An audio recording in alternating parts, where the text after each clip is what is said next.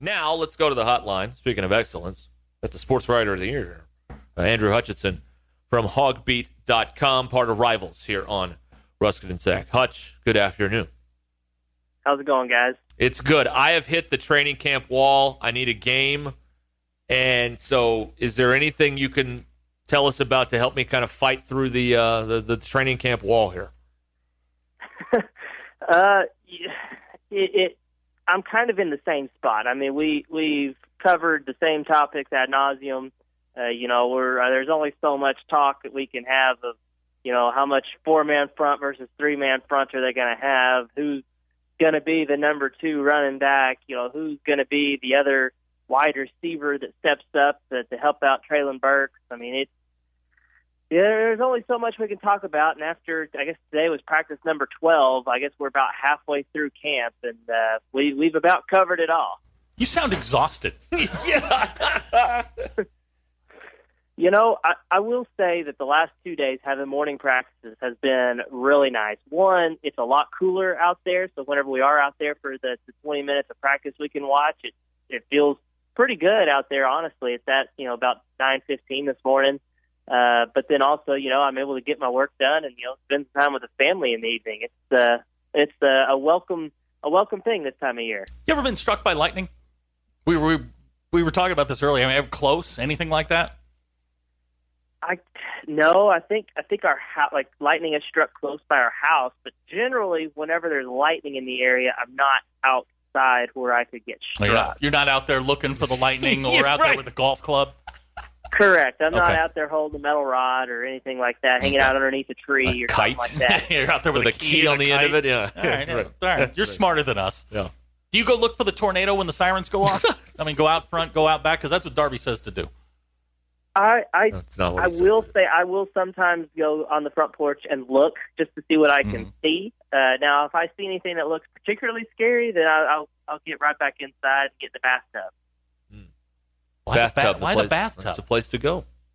Well, that's the safest spot. The innermost room. I've listened to all those the weathermen through the years. Okay, so. I think my closet's the safe spot in our house. Yeah. It's in the middle and it's no windows or anything. I keep a hockey helmet.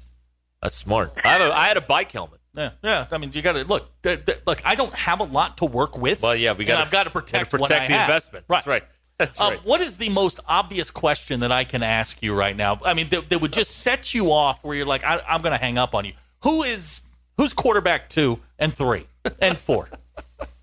Yeah, I mean, right now, quarterback 2 is Malik Hornsby. Now, I don't know if I'm 100% sold on that right now. Really? I honestly, just based on what I've seen, and again, I need to preface this by saying we only get 20 minutes of practice, and that only about half of that, or maybe not even half of that, maybe a quarter of it, maybe 5 minutes, is actual teamwork where they're actually running plays against the defense, 11 on 11 and stuff.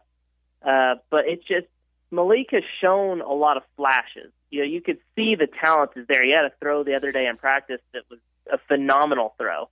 I think most people have seen it by now on social media and things like that. But the guy I honestly have liked more what I've seen from Cade Renfro, the walk-on transfer from Ole Miss, who was on scholarship at Ole Miss, but came here as a non-scholarship guy. And then I also honestly have liked what I've seen from Lucas Coley, even though he is a true freshman.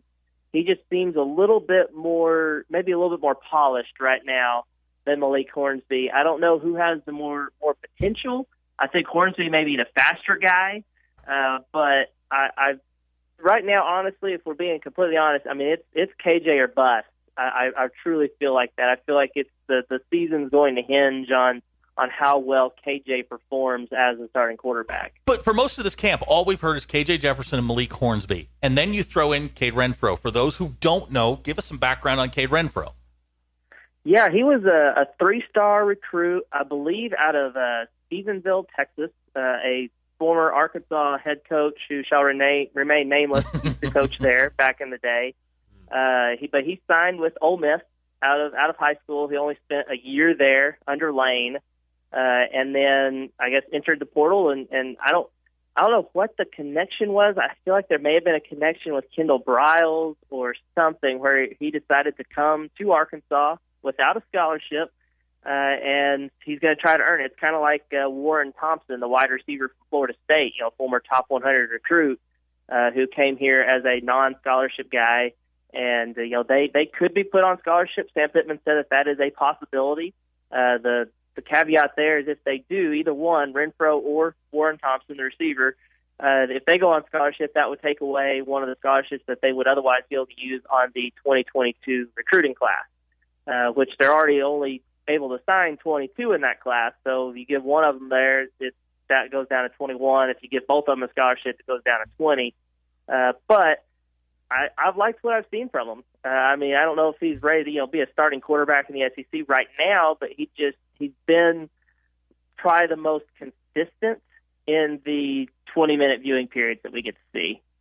Andrew Hutchinson's our guest, HawgBeat.com here on Ruskin and Zach. Another scrimmage Saturday, and this one, again, is basically going to be a rumor, right? Yeah, no viewing for the media, unfortunately, so it's all going to be dependent on what Sam Pittman and a couple of players tell us afterwards. Yeah. It's got to be frustrating for you. Could not, Hutch, would they ever entertain the idea of letting a pool reporter in, like one of you, and you can rotate among the different organizations, and just let one in instead of let everybody in, or nobody in? I doubt it. At that point, I'd say just let us all in. Hey, tell us to turn off the cameras where we can't record the whole scrimmage.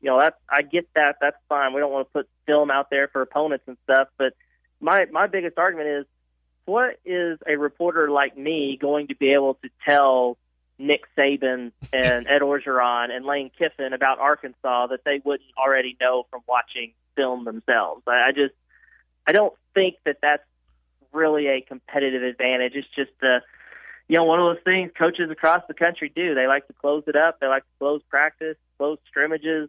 Unfortunately, that's just the reality we live in. I don't know if we're ever going to go back to what it was like in the old days. We had a talk one time, it was probably about a year ago, about the memorabilia that you used to collect. And do you still have your memorabilia room, or did that get moved to the garage? I still have a memorabilia room. Mm-hmm. It has, it's been condensed as slowly but surely. Right. I used to also have the guest room I could decorate with my memorabilia. However, that has been since turned into a nursery since the baby came along. Mm-hmm. But yeah, it's there, and we're hoping to maybe find a new house at some point. It's not exactly a great buyer's market right now. But if we do, I'm being told I still have a room for the office. You are being sold a bill of goods, my man. Don't do it. Where would you put a Chad Morris candle on the hierarchy of memorabilia? That would be a pretty cool thing to have, just to have it. Kind of a memento of arguably the worst era of Arkansas athletics history. It's a memento of it's a memento of blind optimism. Yes.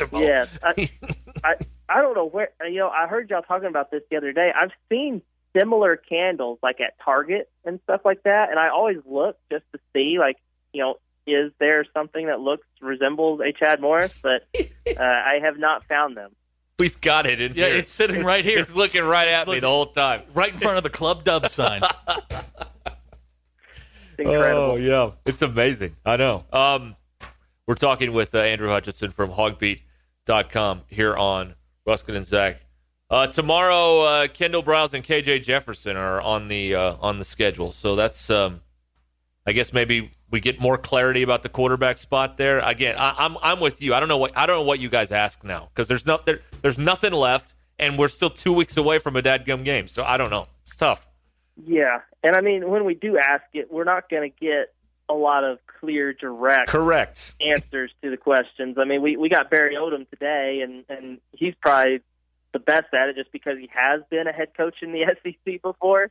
But we were asking him stuff like, I asked Barry this morning, like, hey, it looks like Ladarius Bishop has moved ahead and won that starting cornerback job opposite of Monteric Brown, beating out Hudson Clark. Is that the case, and what's he done to do that? And he basically just said, hey, Ladarius does this, and this really well. However, Hudson Clark is still very much in the battle, and it's going to continue on for the next several practices. So nothing is set in stone, as the coaches would like to tell you. So, yeah, I'm not sure what we're going to get, but it is always – I've really enjoyed this camp. I will say this, of getting to talk to these assistant coaches. We haven't gotten to talk to them a whole lot, but a lot of these guys are great personalities. I've really enjoyed getting to talk to Sam Carter and, Jimmy Smith and, all these guys have been really good interviews. Cody Kennedy was fantastic. I wish we got to talk to them a little bit more because they do give you a little bit more insight on each individual player, what makes these guys tick than, say, a Sam Pittman does, because Sam Pittman has to know about 100 players, whereas each of these guys have a group of 5 to 20 guys. Yeah. I'm convinced if the coaches could hide the games from the media, they would. Do you agree with that? Probably so, but that would probably require not putting them on ESPN and stuff. And I think they really like that check ESPN sends every year. I believe they do. They're yes, big fans of that. The league likes that. Yes. So when you're sitting here this afternoon and we read your practice report every day. I mean, at some point you just gotta run out of ideas. I mean, you're going to get KJ and Kendall tomorrow, and that's a big deal. I mean, that's the OC and the quarterback. Those are two very important guys, but you've asked them everything. What's your lead-off question mark? Who gets the first question? Is it still Bob?